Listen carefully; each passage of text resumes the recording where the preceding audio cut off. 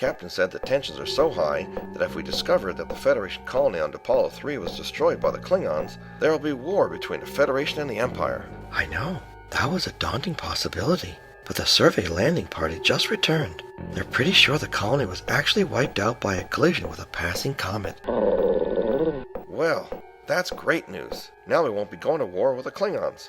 What? How can you say that? Well, the captain said that if the colony on Apollo 3 was attacked by the Klingons, there'd be war for sure. But they didn't attack the colony, so no war. Okay, yeah. It's too bad about the colony, but at least we know there won't be war. Yeah, I was getting worried. Excuse me, crewman, I couldn't help overhearing. Yes, sir? The argument you are employing, Mr. Walking Bear, is not logical. In fact, it exhibits the fallacy of the inverse, also known as denying the antecedent. The argument seems to make sense. That may seem so, Lieutenant, but the form of the argument is invalid. Denying the antecedent is a formal fallacy of inferring the inverse from the original statement. It is committed by reasoning in the form, if P, then Q. Therefore, if not P, then not Q.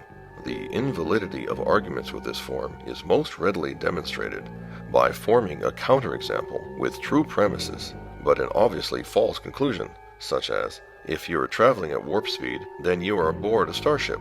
You are not traveling at warp speed, therefore you are not aboard a starship. Consequently, just because the Klingons weren't responsible for destroying the Apollo 3 colony does not mean that the current tensions won't still ultimately lead to war for some other reason. Thank you, Mr. Spock. Of course.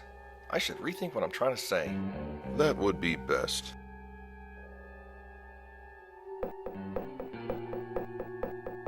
Even if an argument seems to make sense, it cannot be valid unless the form is valid, and that it does not exhibit one of the logical fallacies such as denying the antecedent or the inverse fallacy. It's only logical.